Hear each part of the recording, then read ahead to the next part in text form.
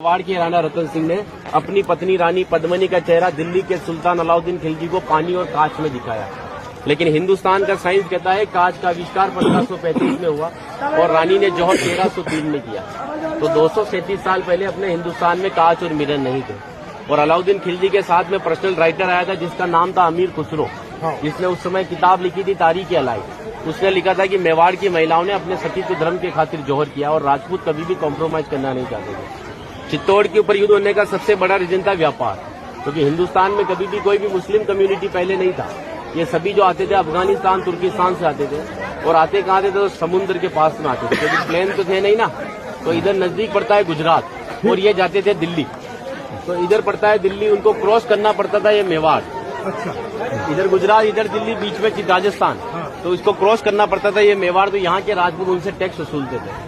तो वो समय था 1299 का, जब अलाउद्दीन खिलजी पूरे हिंदुस्तान पर इस्लामी शासन चाहता था। गुजरात से जब दिल्ली की ओर रवाना हुआ तो यहाँ पर राणा रतन सिंह के पिता थे रावल समर सिंह।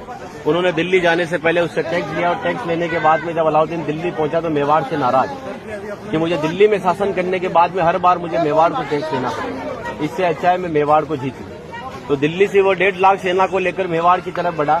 लेकिन चित्तौड़ से दिल्ली का डिस्टेंस 600 किलोमीटर है। तो उसने पहला स्टॉपेज 1301 में रणथंभौर के किले पर डाला सवाई माधोपुर। वहां का राजा था हमीर देव चौहान, जिसको मित्र बनाया और उसी मित्र को रात को खाना खाते समय पीठ के पीछे छुरा घोंपकर मार दिया। उनकी पत्नी थी रंग देवी। हिंदू धर्म के अंदर रात में चिताएं नहीं जलती है, तो वहां की महिलाओं ने पानी में कूदकर जल जौहर कर लिया, बच्चियों ने सभी ने। लेकिन सुबह ये हुआ कि डेड बॉडियां तैर कर ऊपर आई तो आक्रांताओं ने डेड बॉडियों को निकालकर महिलाओं की बॉडी में बच्चों के साथ में रेप करके उनके बॉडी पार्ट्स को काटकर नग्न अवस्था में रणथंभौर के किले के बाहर लटका दिया, ताकि ये संदेश चित्तौड़ पहुंच जाए और चित्तौड़ की रानी पद्मिनी किले को छोड़कर दूर चली जाए। 1303 में जब अलाउद्दीन चित्तौड़ पहुंचा तो किले के ऊपर आने के लिए उसको 7 गेट क्रॉस करना था, तो इम्पॉसिबल था। तो उसने 1.5 लाख सेना को किले के चारों तरफ फैलाया। 8 महीने के बाद में किले के ऊपर खाने की कमी आई तो रानी पद्मिनी के चाचा भतीजा गोरा और बादल ने राणा रतन सिंह से कहा कि हमारा राशन खत्म हो रहा है और जब ये भूखे और कमजोर सेना से हम युद्ध करवाएंगे तो ये युद्ध नहीं कर पाएंगे। रतन सिंह को बातचीत के लिए 7 गेट के नीचे भेजा तो अलाउद्दीन खिलजी ने उनकी गर्दन पर तलवार रखकर झुकने के लिए कहा। लेकिन मेवाड़ का राजपूत सर कटाने के लिए मंजूर होता है, लेकिन सर झुकाने के लिए कभी मंजूर नहीं हुआ। राणा रतन सिंह को धोखे से बंदी बनाया और रानी पद्मिनी को संदेश भेजा कि आप हमारे एजेंडा स्वीकार करो, हम दिल्ली चलेंगे। रानी पद्मिनी कहती है जो नरसंहार तुमने 2 साल पहले रणथंभौर के किले में किया तो यहाँ की महिलाओं के साथ में भी वही होगा।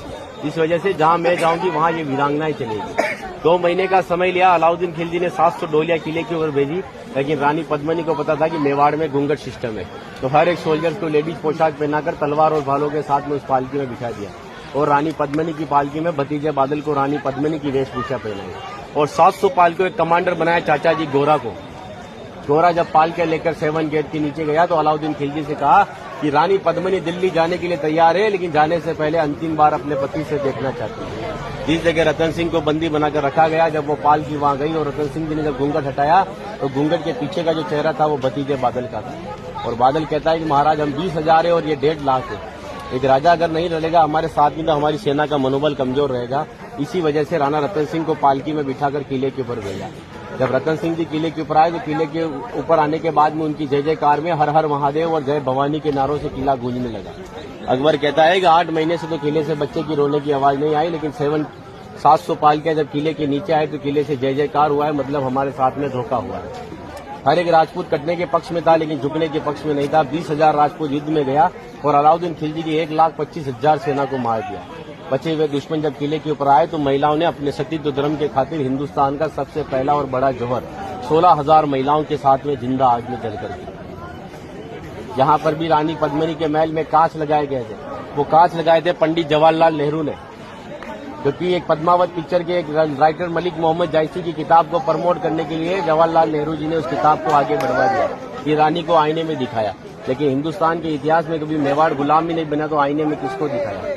और एक राजपूत अगर अपनी पत्नी का चेहरा हजारों को दिखाता फिर तो वो राजपूत कहलाने का हकदार भी नहीं।